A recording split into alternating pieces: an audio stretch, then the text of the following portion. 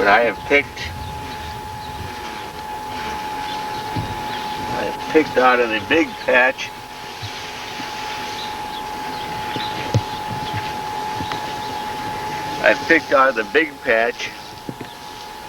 over there on the far end. Yeah, there's the big patch. Around 11 gallons in the last 2 weeks of raspberries. Yeah, that patch is what, about 30 feet by 20 feet thick? Yeah. Well, this is the biographical recording of Paul Sr, the elder. Today's July 20th, 1995. It's about 6:45 in the evening. And we're going to start out here in the garden since we have a real nice day. And here comes another jet. You get a few coming over here, don't you? Yeah, when they're taking off to the north, they come straight shot over this way. That's a DC-10. Straight over the black walnut tree. How old is that tree? Well, I would guess because Tommy fell out of the old tree, that was growing up out of the stump of when he was about 8 or 9. 8 or 9. So that tree about 30 years old, that area, 30 and 28. Squirrels plant them? The squirrels probably no doubt planted it because it came up by his own. Right next to one of Woody's, quote, silver maples. Yeah. Which was actually a popple tree. Woody's your next door neighbor, Ernest Woodfill. Ernest Woodfill, my good neighbor. I affectionately call him my frugal neighbor. Yeah, we'll leave it. Yeah. Okay, anyway. Oh, there goes a big hedgehog or a rabbit over there. Yeah, you've gotten a lot of wild game out of your acreage here over the years, haven't you? That's Brer Rabbit out there. How many coons do you figure over the years you've killed out of this area? Oh, at least 35. You used to have their tails up on the door in your barn, didn't you? Yeah, that was coons and squirrels and rabbits. It's got a couple of barns we'll see in a minute. And stuff. Yeah, and this is my squash patch here. Well, it's July 20th and the thing is exploding. It's just going like crazy. The fruit are beginning to form. The zucchinis are in, of course, down here. So it's a bit good in there. Let's go row by row through this side here. So we'll go by an arrow. These are my, as you can see, my sprinkling towers. Oh yeah, no, we had a party where we painted those a few years back, didn't we? Right.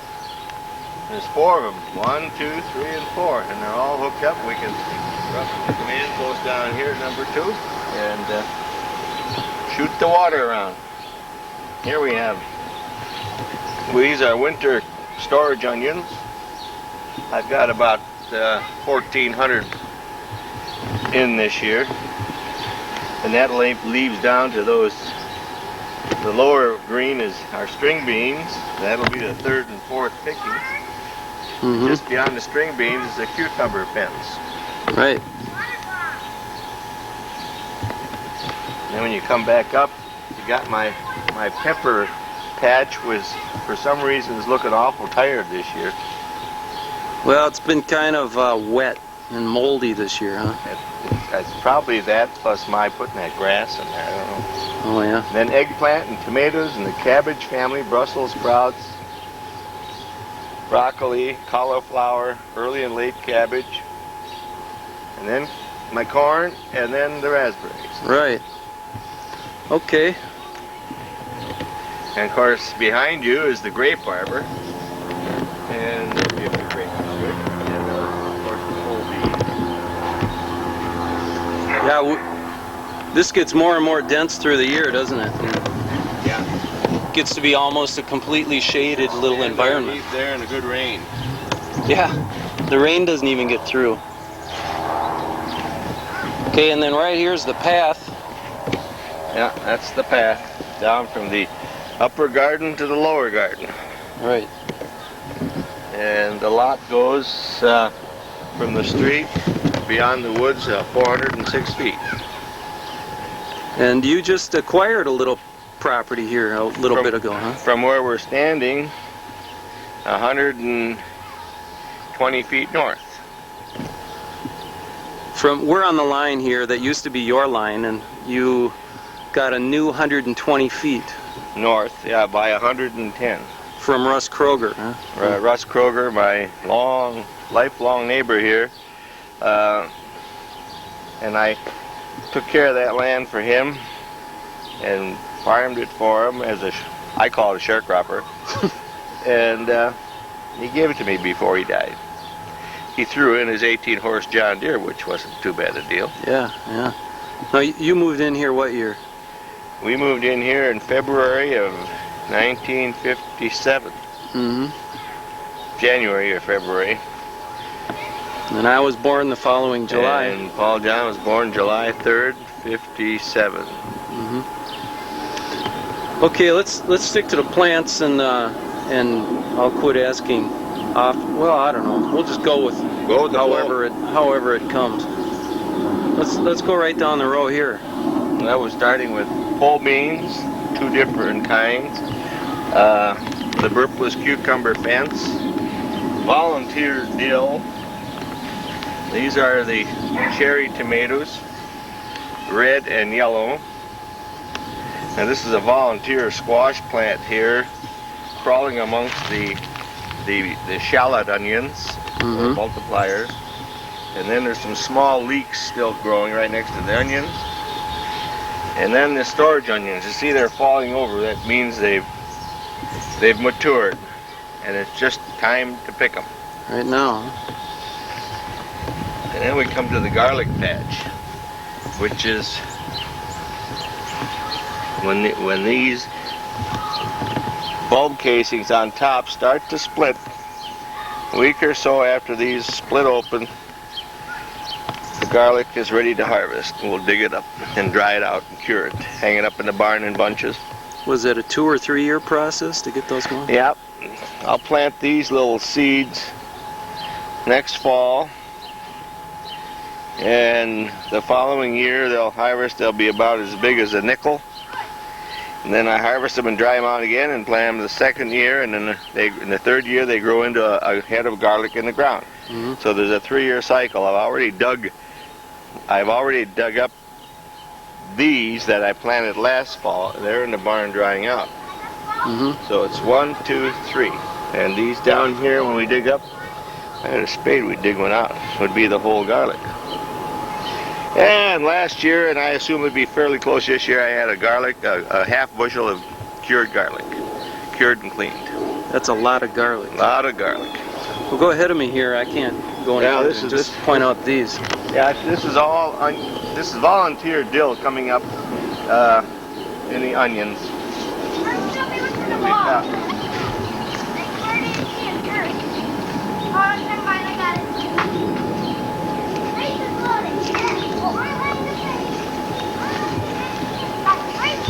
These are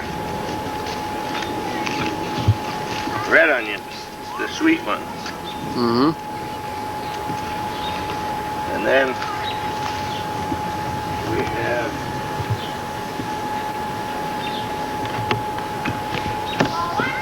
the yellow ones.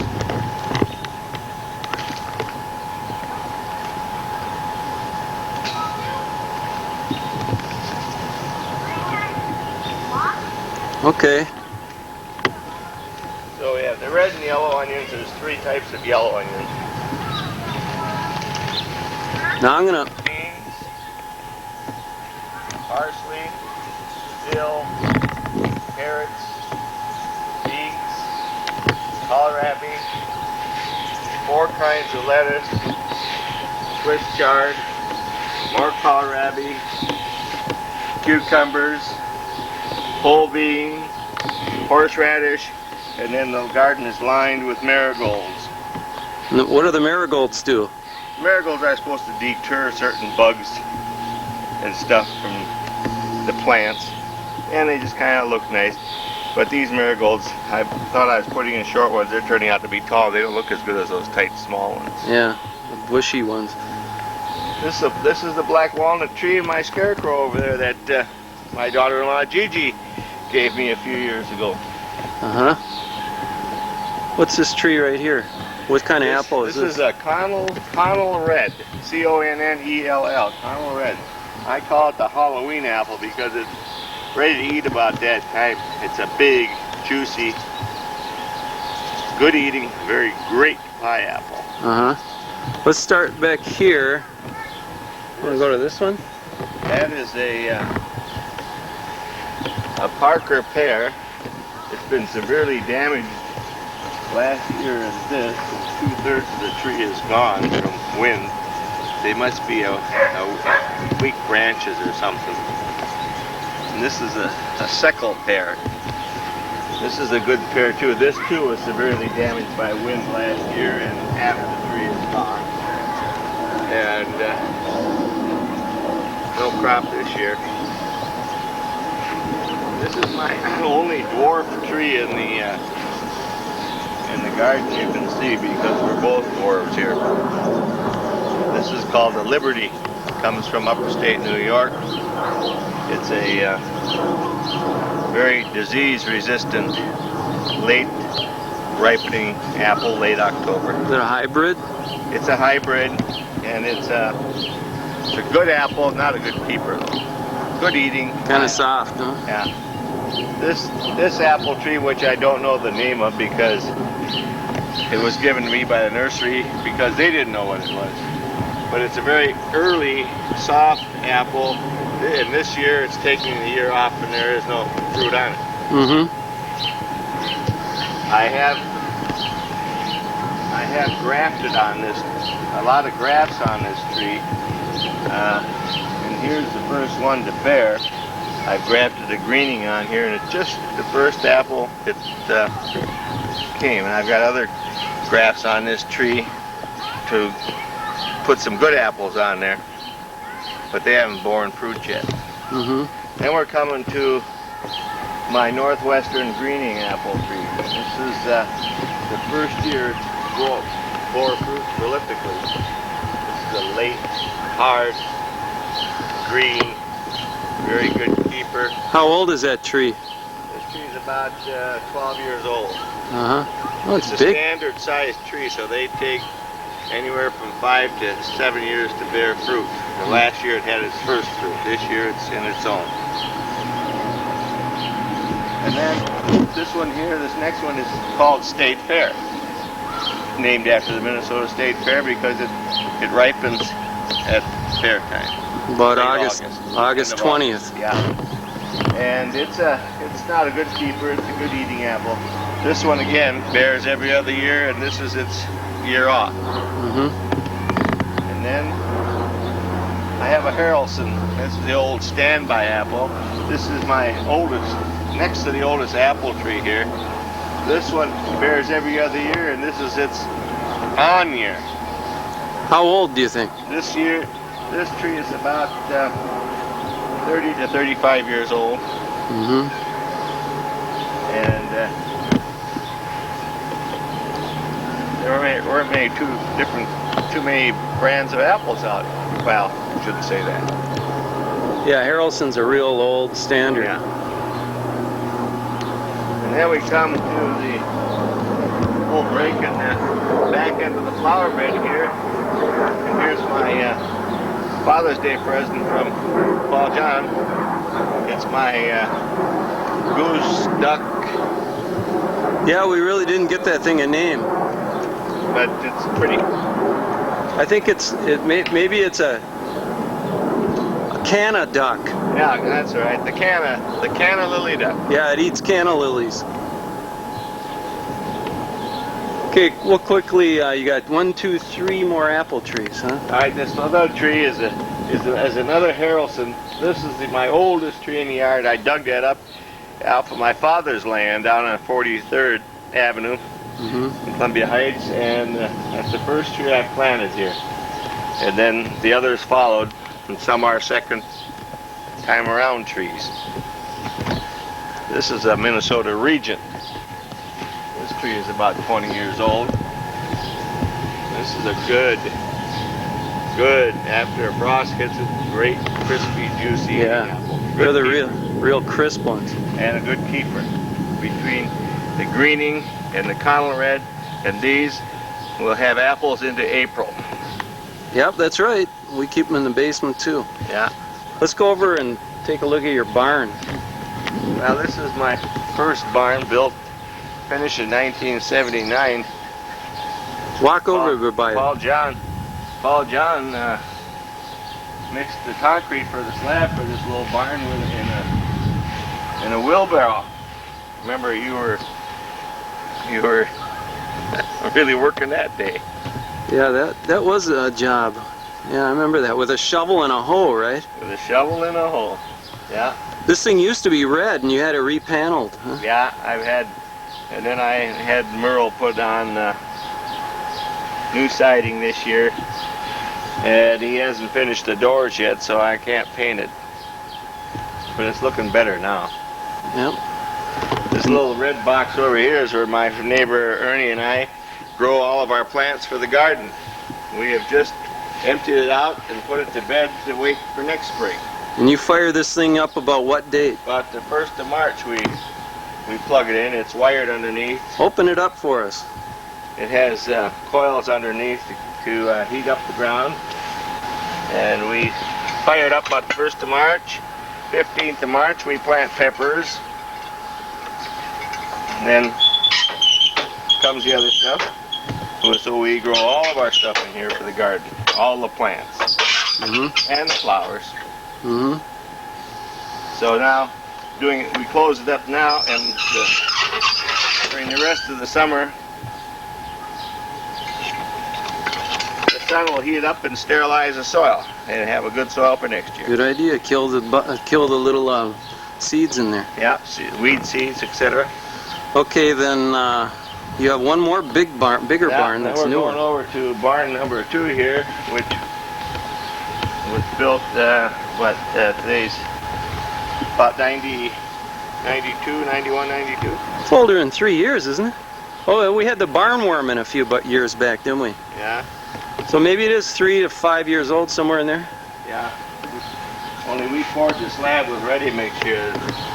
I was going to say the first barn was 8 by 10. This one is 10 by 12. With an attic in it. Oh, they both have attics. They both have lofts. This one has a stairway.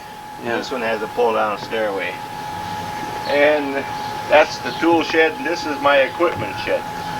Tell us about that surprise party that they had in here one time. You remember that? Well, that was a barn warming. I came home from work, and Paul, John, and Tom, and the whole gang were in here, and it was a surprise party because I came home and saw all my equipment scattered all over the front yard, and I thought, what the hell is going on? And I come bursting out here, and the whole crowd was here. And surprise. we had the doors shut, and you opened it up to find out what happened to all your equipment. There must have been about 10, 15 of us watching a Viking game that night. That was a nice crowd. Yeah. And most of the lumber from these 2 barns were just scrounged up here and there, and then built them. When the time was ripe. Now, you added on to the house, right? What year was that? 1964. We added on to the kitchen and then put 3 bedrooms on the west end. Yeah, that whole west end is 3 new bedrooms. Yeah. And then that north to south. That new addition on the kitchen there. And then the new addition on the kitchen, yeah. So everything is deceiving from the front yard. When you look, the house looks small, and the yard looks like it's not there until you get back here, and you've got a pretty good park. Oh yeah, it goes way back, and especially now with more land. Yeah. You used to get some pretty big floods back there in that far away. In the lower your garden. back 40. I was pumping in May this spring. It was from the spring thaw. There was enough to flood it, but I just throw in the old sump pump and run the hose out here, and well, they say when you're living in bottomland, you won't leave it. All right, I think I'm gonna go unplug and we'll have a chair and continue.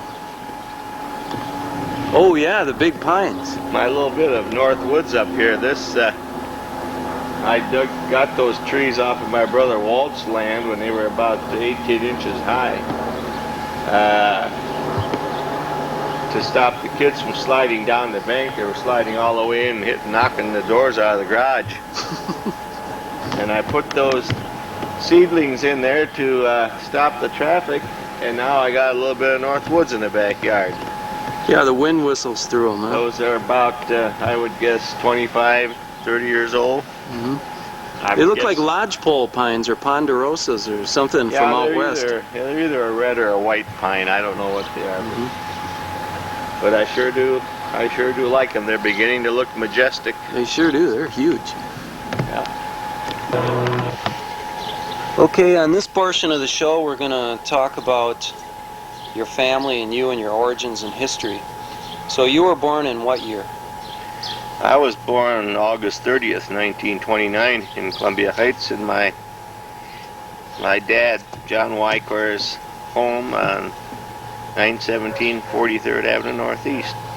7 blocks from where I live now. And that home was moved, wasn't it, later? My dad built that home on 43rd Avenue during the Depression. Everybody thought he was nuts.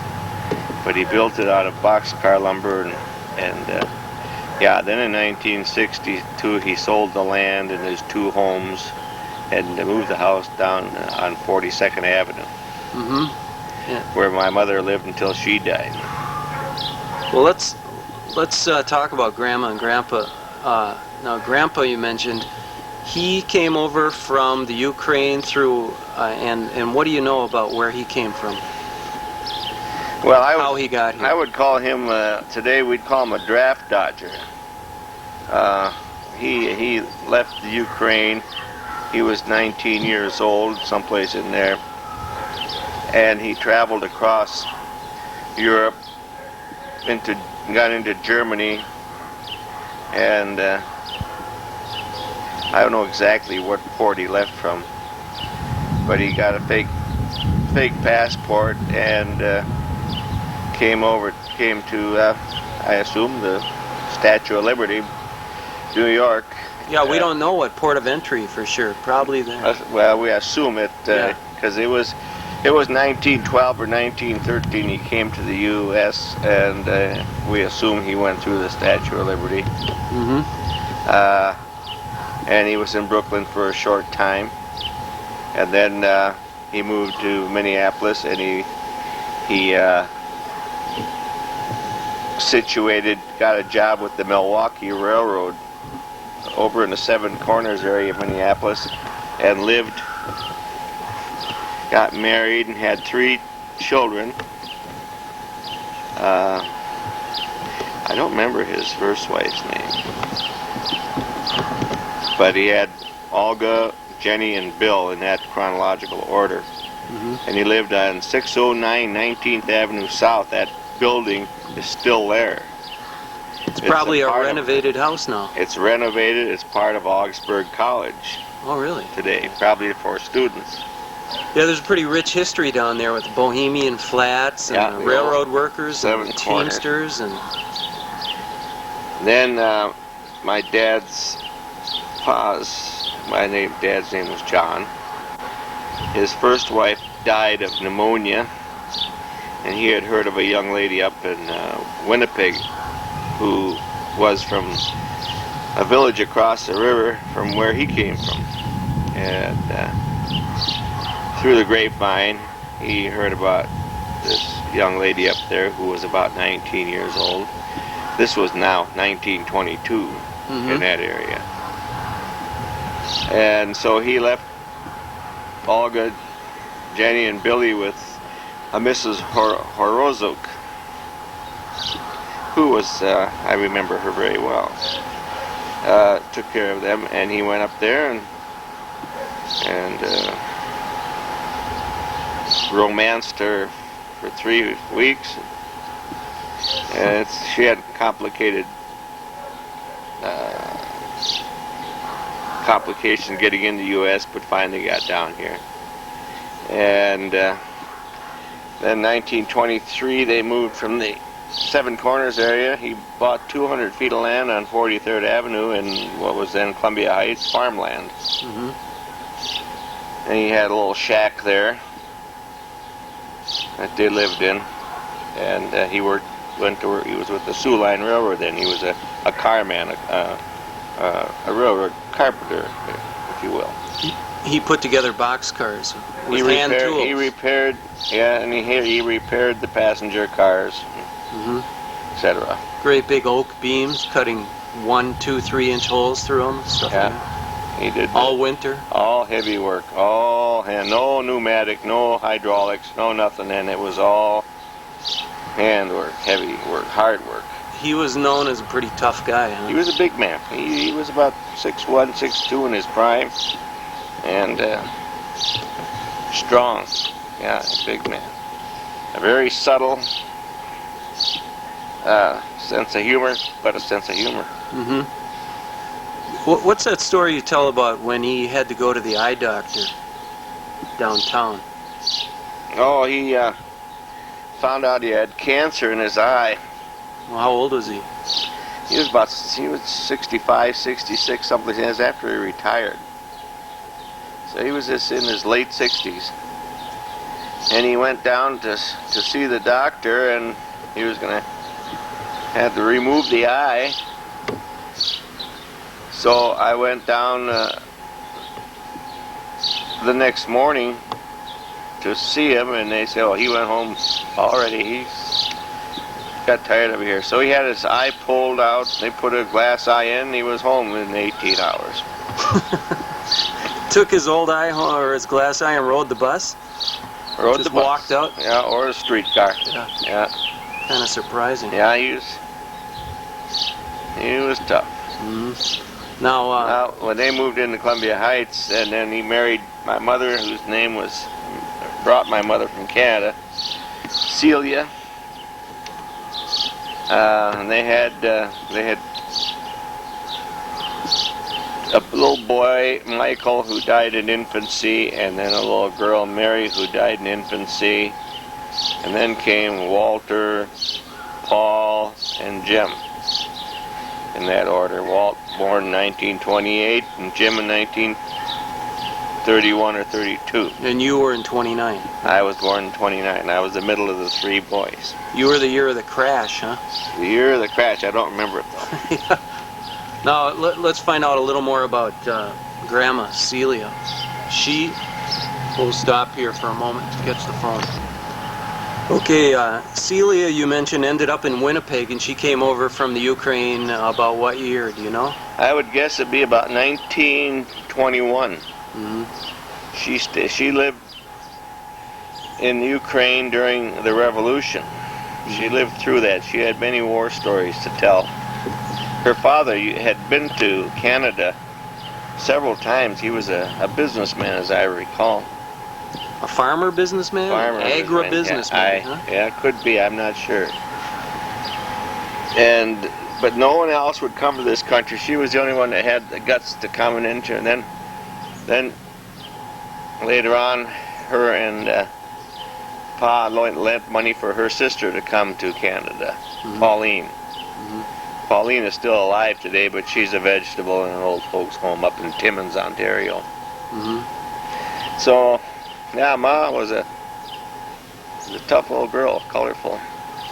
Yeah, we could talk about her or Grandpa for another hour. Yeah. She, when we were young, she worked downtown cleaning offices. Pa would come home from work, and we had roomers at our house. They were their boarding room. And Ma would cook the meals, and then...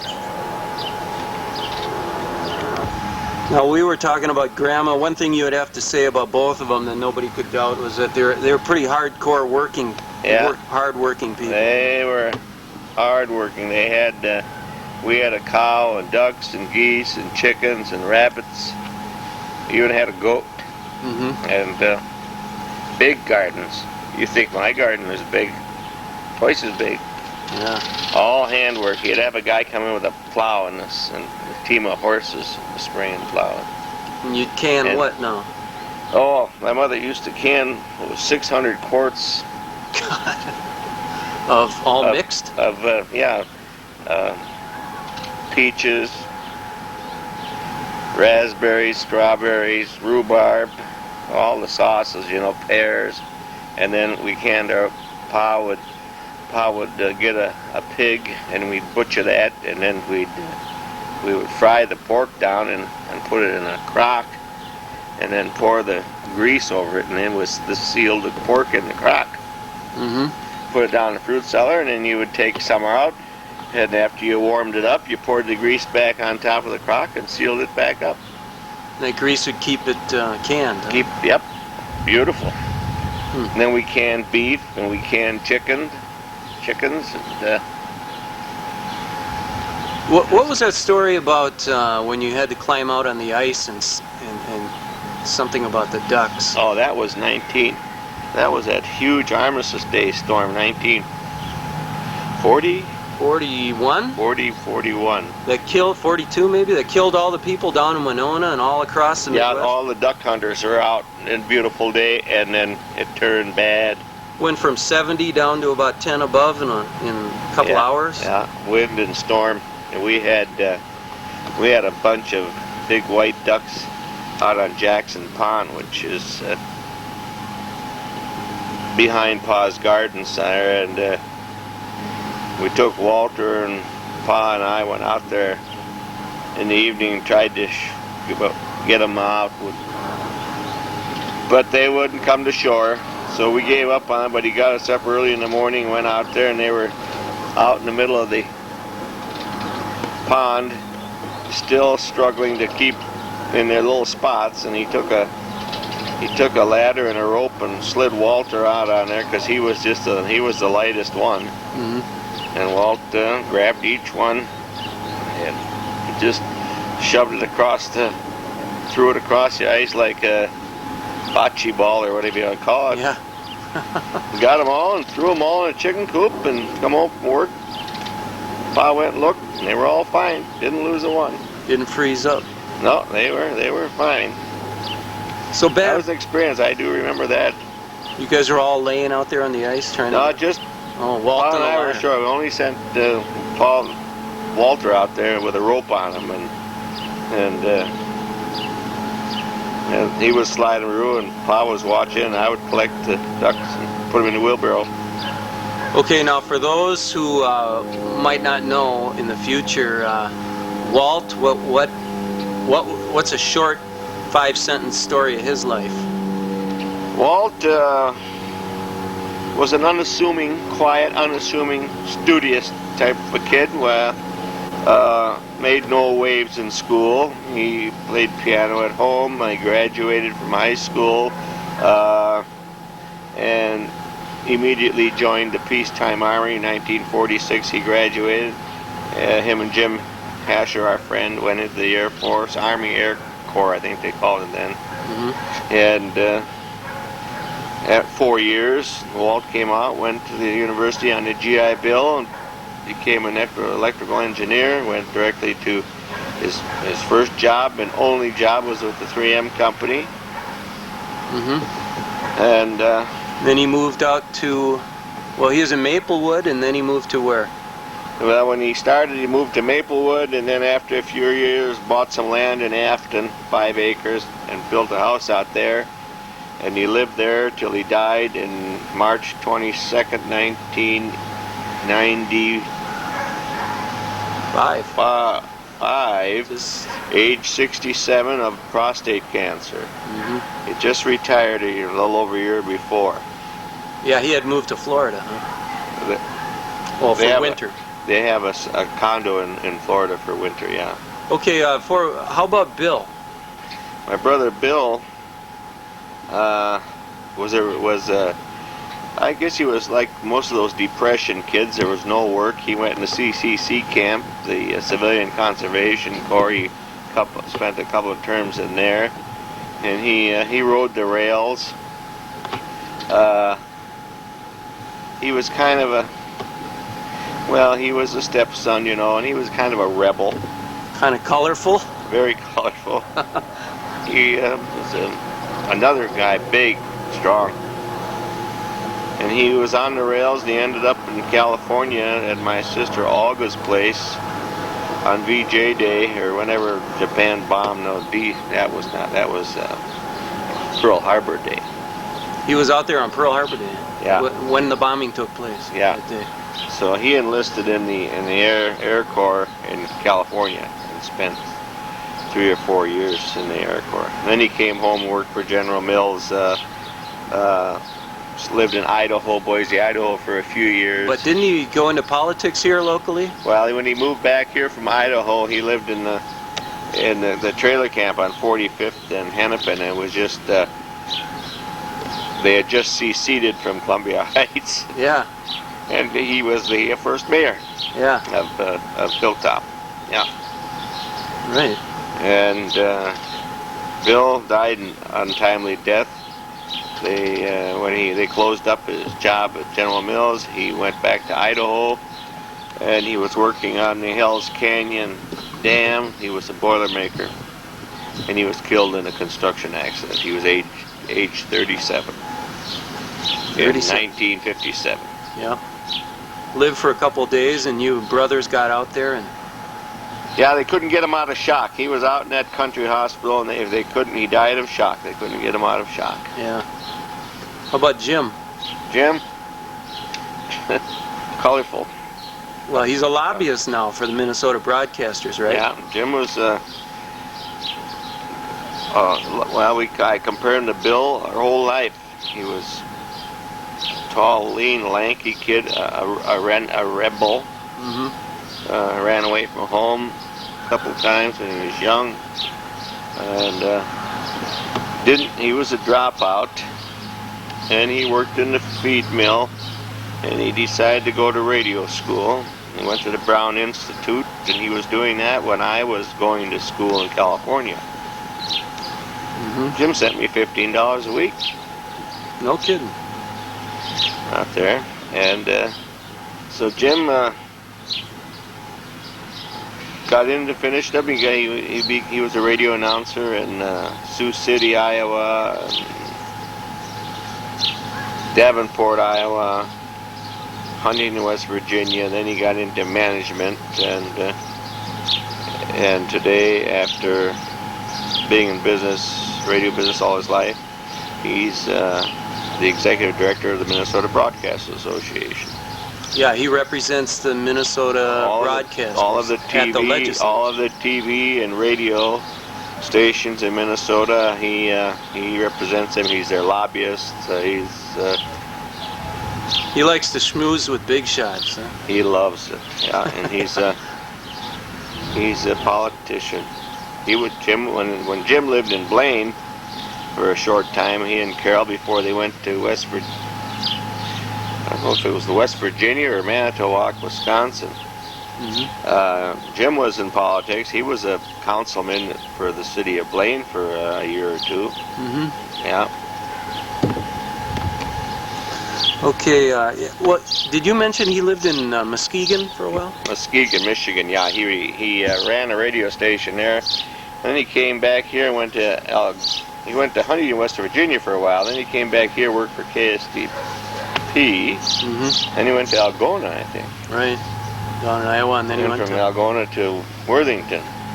Didn't the two of you do a lot of traveling? Oh yeah, Jim and I, we bummed around quite a bit. Where'd you go?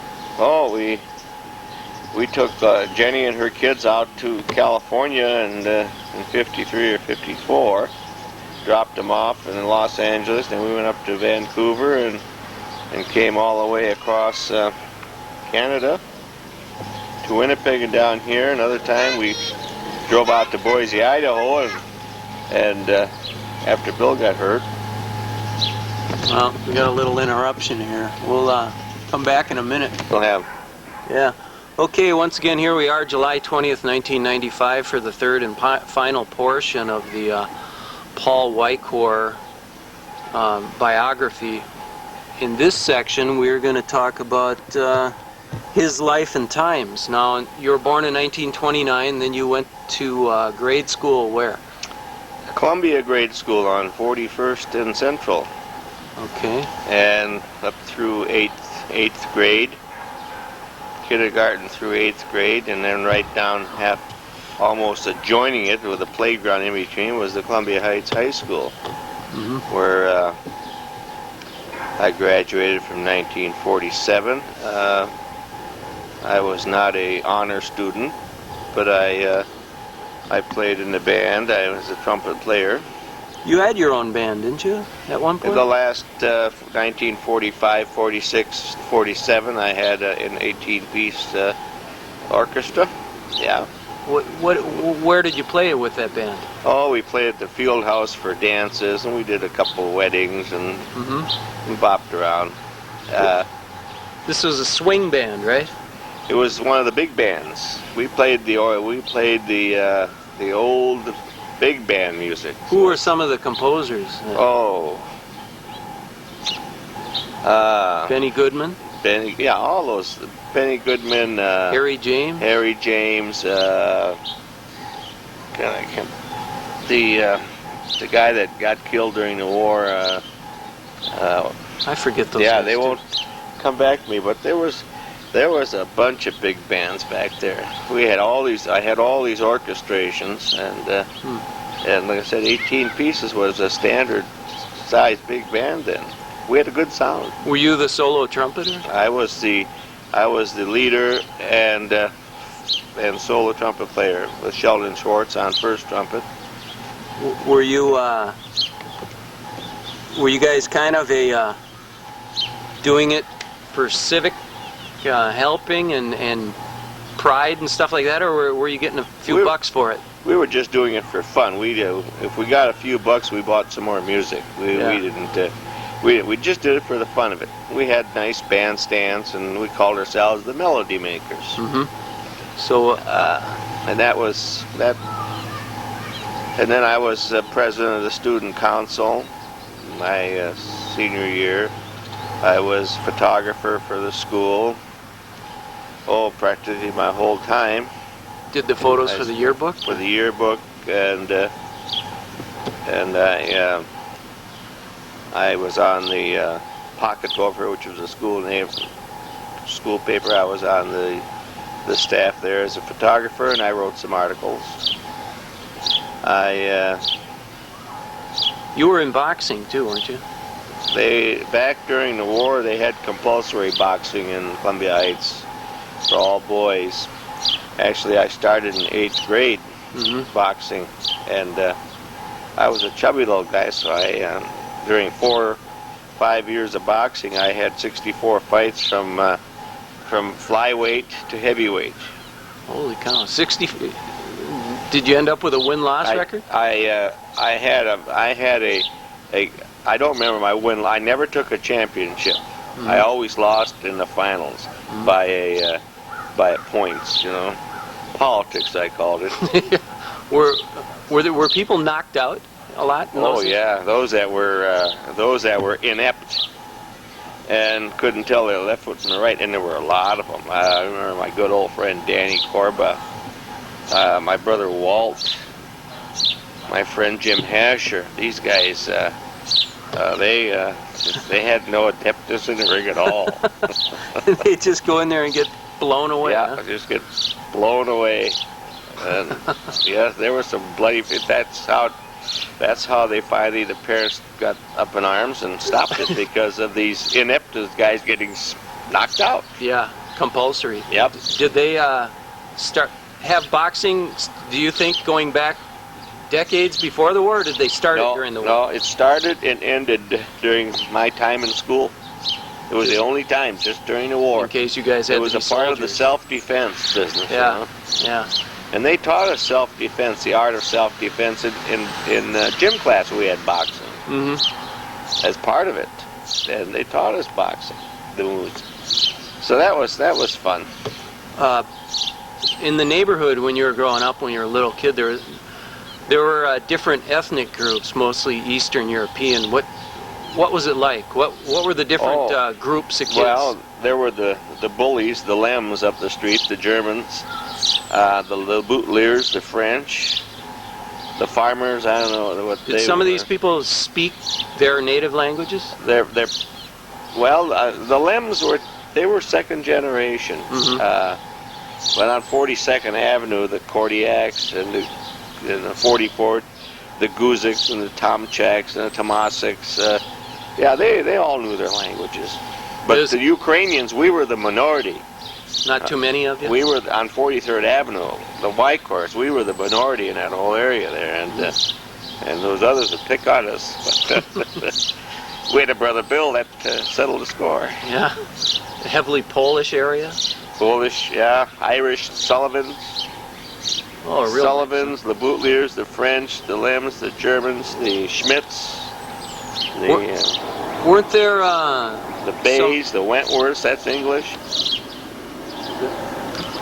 You know, across the street on 43rd there was the Lakotas family. Lakotas had a bar down on Central Avenue off of just by 40th and Central, and then John Behan. Lakotas had a pig farm, and John Behan had a big pig farm, and these guys were known to be, during the Prohibition, these guys really made their money bootlegging, booze.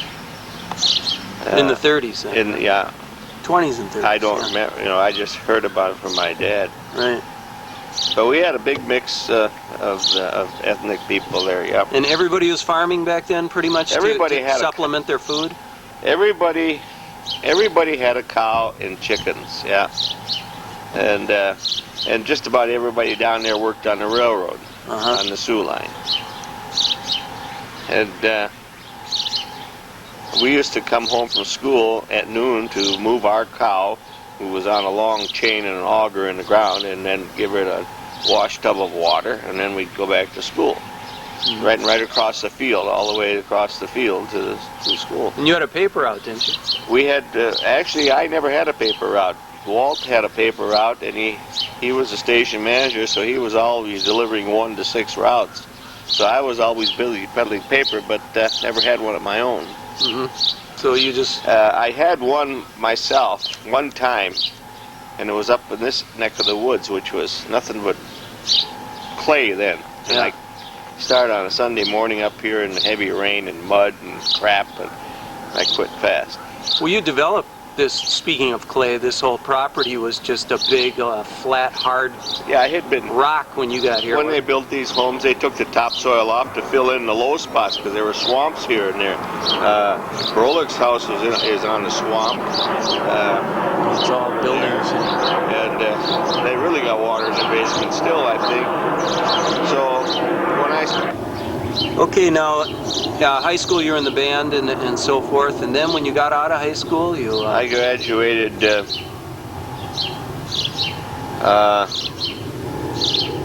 while I was in high school, I took a trip out to California. I was working. I worked all through school in a downtown in a place called True Tree Studios that made artificial tree bark, Jim Hasher and I. And then of course I got interested in I was a photographer, so I found an ad in the paper for a delivery boy. And I think it was about 1945 I got a job down at the Bruce Sifford studio as a delivery boy. Bruce Sifford. Yeah. Bruce Sifford. He had a big commercial studio. He had at one point 9 photographers working for him, and he was a shooting man. And he had 2 delivery boys. So I worked for him until I graduated from high school. And then I worked 6 months out at the feed mill up here, the mill that made linseed mill. They made linseed oil out of flaxseed. And I was a sacker up there. I would sack the meal. Then I enrolled in a photography school in Los Angeles, and I had made enough money, and I bought myself a 1934 Ford sedan, which I drove to California and arrived in Los Angeles on New Year's Day of 1948. And I went to photography school, and for 2 years, 48, 49, graduated in December of 1949, December 16th, 1949. So, which means last December 16th was my 45th year as a photographer. While you were out there, you stayed with your sister Olga? I stayed with my sister Olga. I paid her $10 a week. Can I look at you? boarding room. She lived in Burbank. I lived in her apartment with her, and then I would drive to downtown Los Angeles in the morning. And I got myself a job in a pottery plant that made Franciscan ware in Glendale. So I made the route every day from Burbank to downtown LA to Glendale back to Burbank, which was about a 60-mile round trip. There were no freeways then. It was like Miami Heights.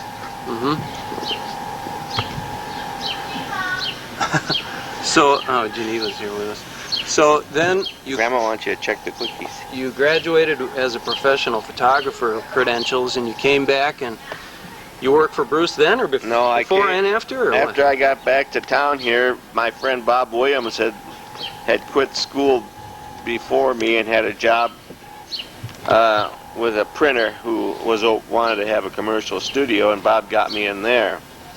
And I was with him about 6 months, and my old boss had gone to work for the Augustana Lutheran Church and opened up an audiovisual department for them, and he kind of talked me into going to work for him, which I eventually did, and within 3 months I was drafted into the Army.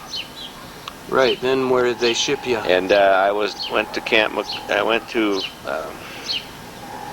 Fort Riley, Kansas, where I had my basic training.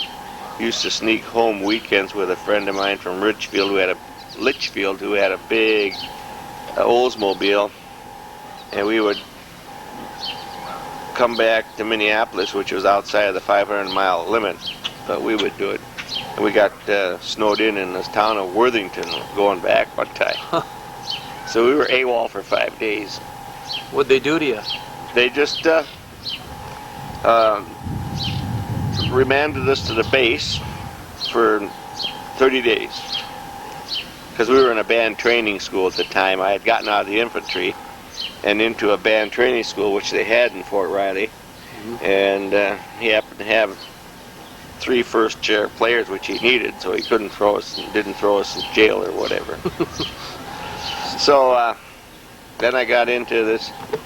Then after the band training school, which was 12 weeks, then they sent me to Fort Carson, Colorado, to join an activated National Guard band out of Lincoln, Nebraska. It was called the 43rd Army Band, which I thought was unique coming from 43rd Avenue. Oh yeah, right, there you go. So then we eventually ended up in Anchorage, Alaska. We took a troop train to Seattle and then took a boat through the intercoastal waters up to the port of Seward, and then took the train up to Anchorage, which was a one-horse town in 1951. Was that during the Korean War? That was during the Korean War, yeah. And when we got up there, we found out that the band, the 43rd Army Band, in Fort Richardson, Anchorage, Alaska. And the trumpet players had to take turns doing the bugle calls for the parades and whatever they needed. And when I learned my bugle calls and did my first stint of bugle calling, I thought, this isn't so bad. Everyone else hated it. So I went and volunteered for permanent bugle duty, and the guy, and the CO, Bill Splikel, made me a corporal and gave me a free pass, and I didn't have to do any other duties but be the bugler and play in the band. Now let me get this straight. On an average day, a bugler works about a total of 90 seconds? I'll get up in the morning and play reveille and go back to bed. That's pretty. Didn't you also cook and do then some I got a job nights in the NCO club. I started out as a short order fry cook, doing from hamburgers and steaks and French fries and that type of thing. And you run the kitchen by yourself. Then I worked up to bartender, and I bartended, and so it was. I really, like my father told me, if you find something you don't like, you make a game out of it, and I made a game out of the Army, and I enjoyed it. Yeah. Yeah, I've seen slides of you guys going out in the snow on Mount McKinley and things like that. Yeah, Mount McKinley was closed during the duration and was used just for R&R for soldiers. So we took a week's vacation and went up there, spent a week up there on Mount McKinley. I think that's the last time I tobogganed. Oh yeah, yeah. On the slopes of Mount McKinley. Go ahead. I'd like to take Mom back there. Yeah, she doesn't like boats, and she would have to fly. Oh, there, we'd fly up there. Yeah, she wouldn't drive. So anyhow, I got discharged in. Well, you know how I got into the band. When I was in basic training. Every week you had 1 hour. They called commander's time. It was free time. You did whatever you wanted to. Most of them polished your shoes and stuff like that. Well, I would go down to the classification assignment office and try to get into the signal corps because I was a photographer.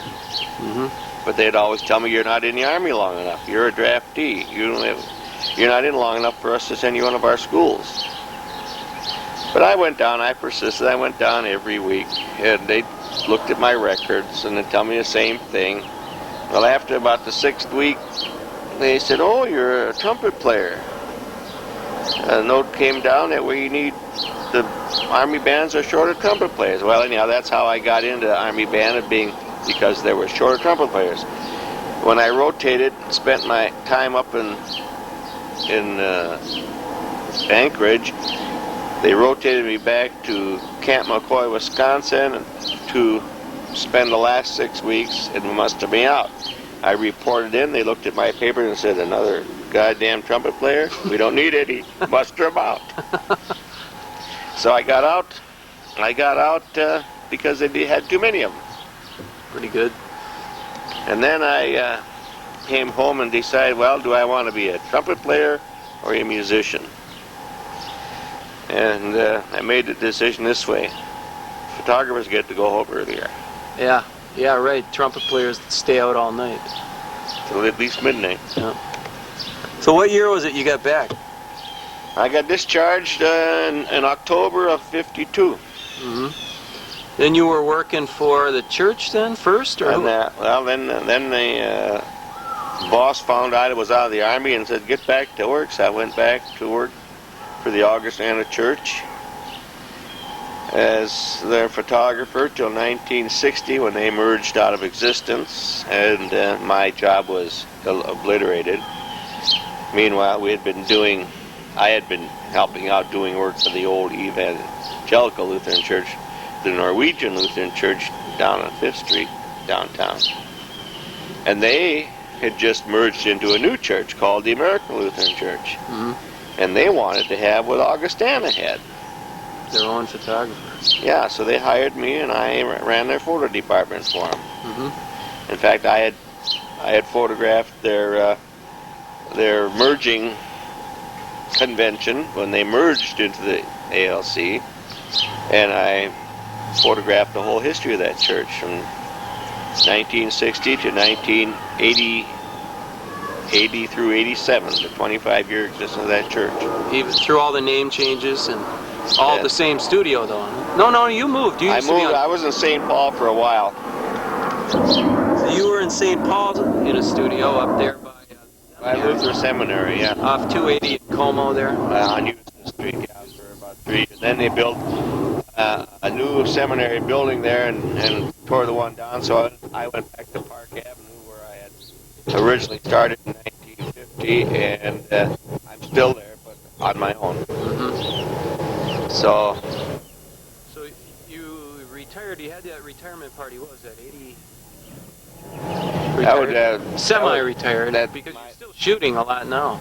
Well, I'm a freelancer now, but I lost my job at the merger of the ALC in January 1988. So from 1988 through 95, I've been a commercial photographer on my own. Getting most of your jobs out of this outfit in New Jersey? I've got my own couple agents. Steady accounts I've always had. Of course, when I worked all those years, I worked for the church. I worked under the basis that I'll work for you if I can freelance, because the pay was so low. Right. I always said I worked for the church, but I made my living as a freelance photographer. Yeah. How many weddings have you done in your life? Oh, maybe 3,000. Yeah.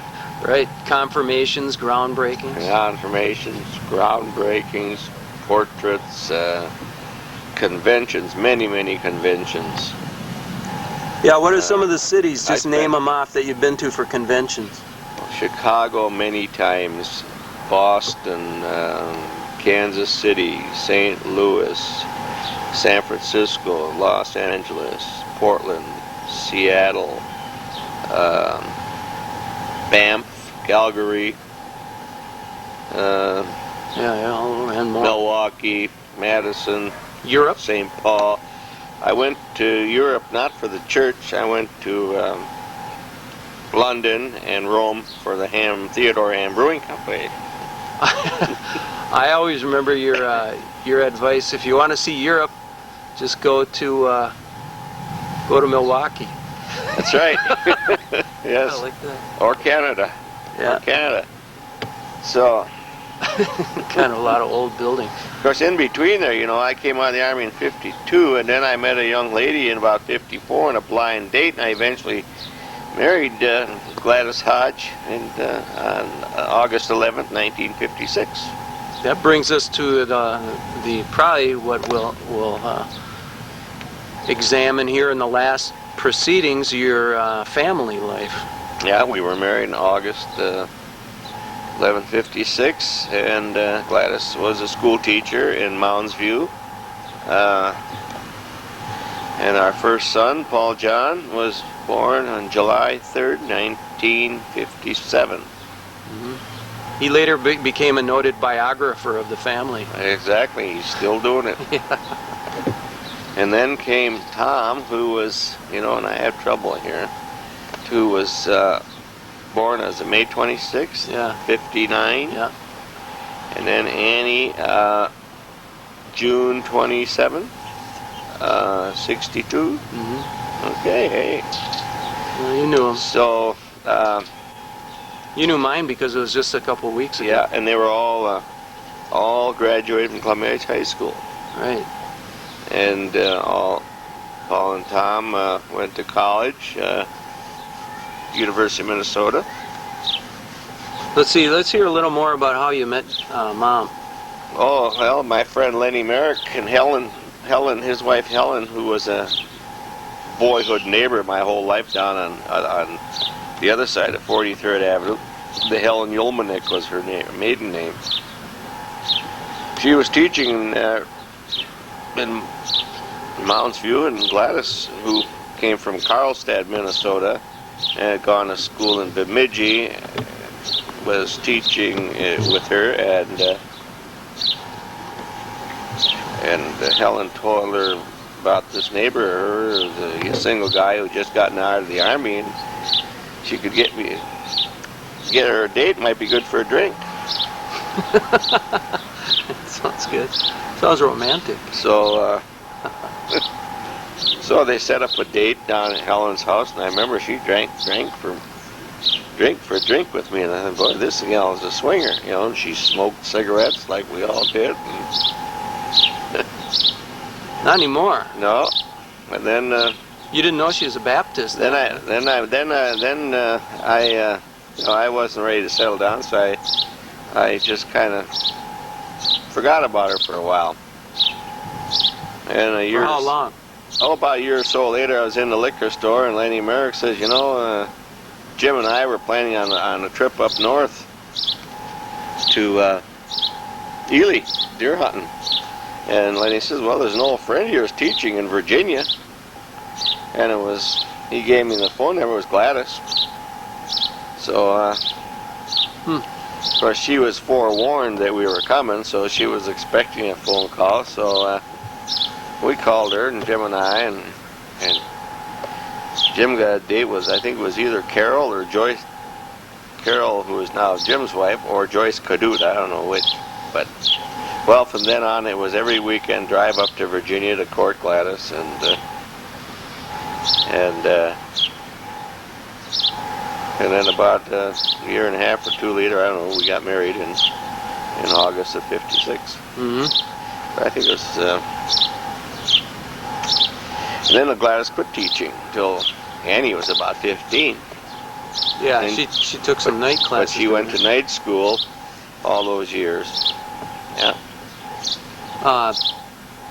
We'll be probing Mom's career on her tape. From your perspective, what do you think of her as a teacher and a student? Well, Gladys,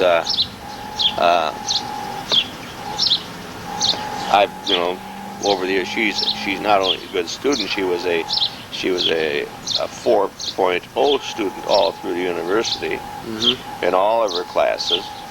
I mean, right through the university. Plus, when she took her advanced courses, and she got her master's. For her special ed certification and for her master, she was a 4.0 student all the way through. And my son Paul was the same way. No. I was a 3.65. Oh my goodness.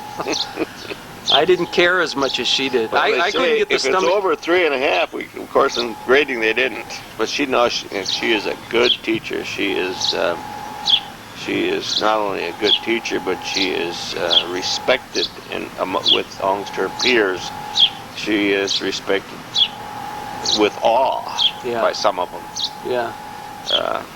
About as conscientious as you can get. She is conscientious. She's democratic. They say opposites attract. Yeah. That's us. Well, you're kind of democratic, huh? Well, just wrapping her up here, getting away from the family a little bit and the personal stuff. What do you think of just in general? What's happened to Columbia Heights and what's happened to the United States during your lifetime? Any just very vague, broad impressions? Anything that pops into your head? Well, I think a lot more happened during my father's lifetime. I was in Alaska when television came on, and I think in that broad respect, I think the country has gone downhill. We got too many vagrants in this country. Nobody wants to work. They get all on welfare. If they get on welfare, they can't afford to work.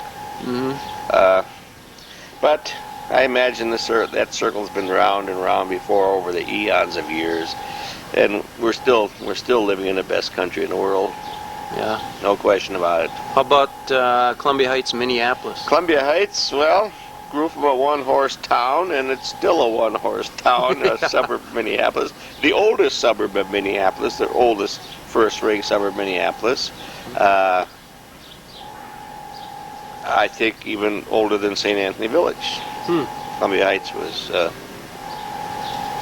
first incorporated in 1926, I believe, or 23, someplace in there. But I like it here. You notice I'm still here. I was born and raised. I'm 7 blocks from where I was born. Well, you said at some point, didn't you, that you would rather, what was it about Columbia Heights? About moving out of Columbia Heights? Oh, I said I would never leave my piece of land here. Yeah. Mom would move out. You'd haul garbage or something before you'd move out, or something? Yeah, I'd do something. I forget what I might have said, but I like it here. Well, anything that pops into your head that might be of interest? I don't know what we've missed. We got the land, we got the family, we got your childhood and career. I don't think we mentioned Jenny and Olga, your two sisters. Olga just a little bit in California. Olga left home when she was about 16 and went out and became what they call a nanny today, only they were housekeepers in Chicago. Jenny was in the area here. She never went too far from home. She's at 32-something Pierce. Well, Jenny lived at home and she got married. She lived at home till she got married. And that Pa, when he lived in the shack, he built the big house, and then he rented out the little house, we called it. And then during the war, he fixed this little house up and put a basement in it and turned it into a nice house. Mm-hmm. 2 bedrooms upstairs, etc. And he rented out, and then Hank and Jenny, after they got married, they lived in that house for a few years until they built a house up on 3134 Pierce. Right, Pierce. Their career. And Hank and Jenny, Hank was a streetcar man, became a streetcar inspector, and they had 3 kids, Dick, Kathy, and Paul. And Hank died of lung cancer in 1953. Mm-hmm. And Jenny worked odd jobs and died in 1989, 6 months after my mother died. Mm-hmm. Olga, like I said, went to Chicago. In Chicago she married Reed Waugh, who was a civil engineer, graduate of Texas A&M, and he was he worked for most of his career for Lockheed in Atlanta, Georgia, Chicago area, Atlanta, Georgia, Los Angeles, and then Northern California. Reed died in 1968, the same year that my dad, John Wycor, died. Mm-hmm. Reed, there's still a question of whether he committed suicide but I think that's what it was. Could be. Okay, and Olga had 2 children, Brian, Karen Waugh, who is now Karen Vansel in Beaverton, Oregon, with 5 children, and Brian Waugh, who is settled down and married and living in the Bay Area. Half Moon Bay area, Yeah. San Francisco. Yeah. Just to wrap it up, your favorite hobbies, of course, are what? Gardening and cooking? My favorite hobbies are gardening and cooking, not in that order, and going to a grocery store. Yeah, that's right. So, In my younger days, it was the liquor store, but they tore down the liquor store, so I started going to a grocery store. yeah, the Columbia Heights Muni is gone. Yeah. And You've had some damn big parties out here in the yard, haven't you? we've had some real good parties. Even when I was in high school, we had some big beer parties out here. We had the big parties, and our kids had the big parties. The biggest big party, well, was just the other night. We had in this area, we had the nephews and nieces over here for dessert. After we had my cousin Julia Keeble from Moose Jaw, Saskatchewan here. So we had a whole gang in this area. Our last big party was last June. We had the guests of honor were my second cousin Mikhailo and his son Bogdan Skovran from the Ukraine, Lvov region here visiting, and we had a big 20 by 30 foot tent in this area here, Mm-hmm. and had about, I don't know, 80, 90 people here. Including Wendy Anderson that Jim came along with. Wendy Anderson, former governor, former senator, who is now an attorney for my brother Jim's organization. Mm-hmm. And we have had a client party, I call it, almost every summer in this area, where we'll put up a tent because Mom's afraid of being rained out. Mm-hmm. And we'll have anywhere from 60 to 80 people and serve a dinner. Mm-hmm. Roast pork, roast beef, the works. A few ethnic dishes. And you also feature Caesar salads, right? And then we call it the Caesar salad party because with the help of my friend Jim Hasher, we put together some big bowls and then serve a made from scratch Caesar salad, and then we go to the dinner. We've had some good parties, and the Caesar salad is preceded by a full bar over here, which the mainstay is margaritas. That's right, yeah. Yeah, I've been there a few times. Well, I was a bartender quite a number of times there, I think. Yeah. It gets foggy, the memories, I mean. Well, I guess that wraps it up. Say goodbye. Thank you.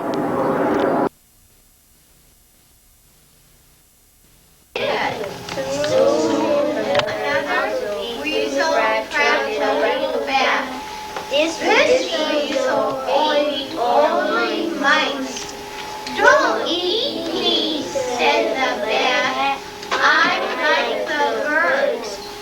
flap his wings. In that case, you may go, said the weasel. The bat flew happily away. I go back to the beginning of the story, the first line. What did the weasel trap, Katie? A bat. The weasel trapped a bat. This weasel liked to eat what, Michael? Birds. Michael? Birds, all right. Go down to the second paragraph.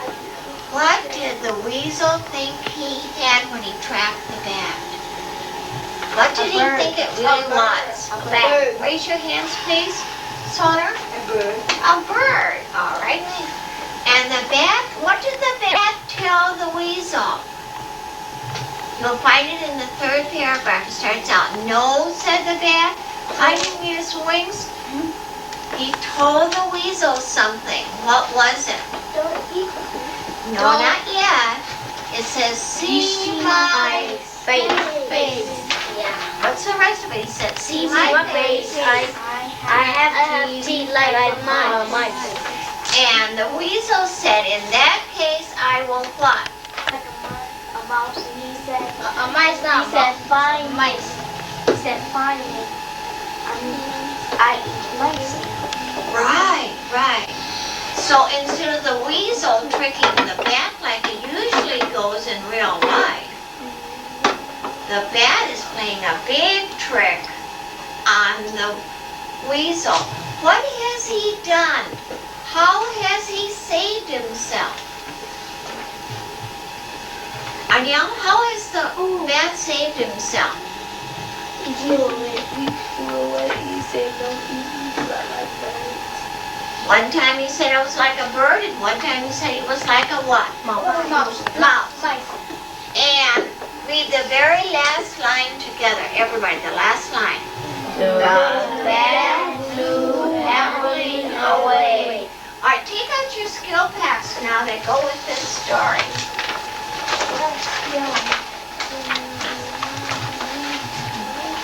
This one. I think it's page 30, lesson 32.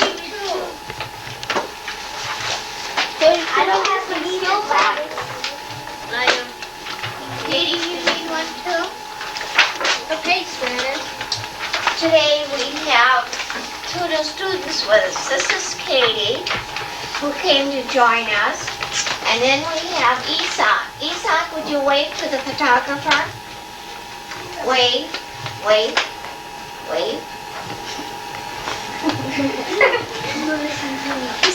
Isak speaks no English, just Spanish.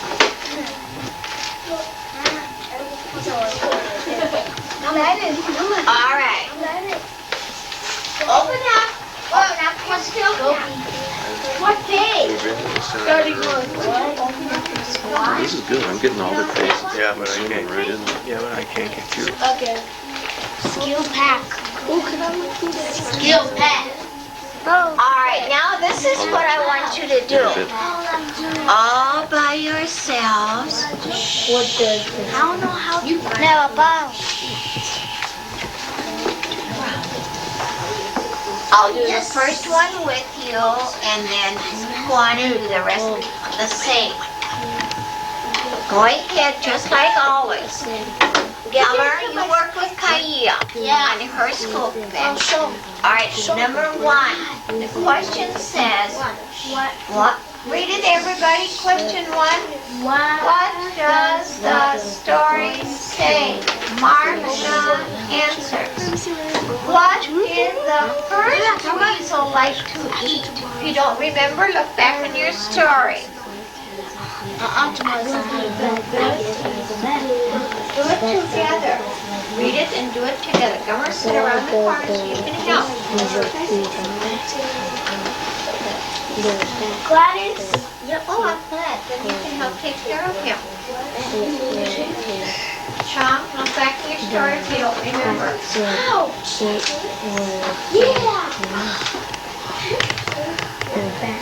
Oh, what did the bat show the first week? Good job. Sit down.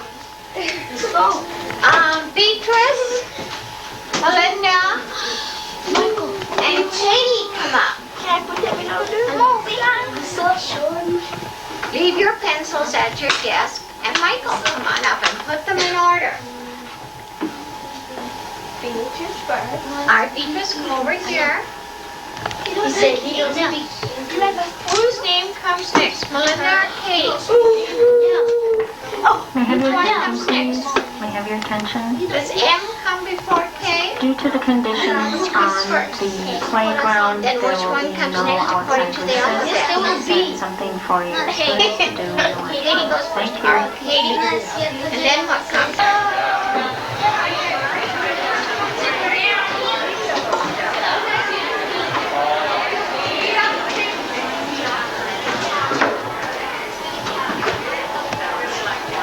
This is Webster Open School in northeast Minneapolis. Today is October 29th, 1996. We're here to film Gladys Wycor at work, and Paul came down to shoot some film take some pictures for a project they're working on. And in a few moments we'll speak with Gladys and find out what she has to say about her job. My name is Gladys Wycor. I'm teacher of the gifted and talented at Webster Open School. The students you just saw were fourth graders who are just learning the language and beginning reading. And they're having a hard time figuring out this process of reading and to break the code of reading. And you mentioned that a few of them came from other countries? Yes, from numerous African countries, one from South America, one from Mexico. We have Beatrice, and the little boy that just came in speaks no English.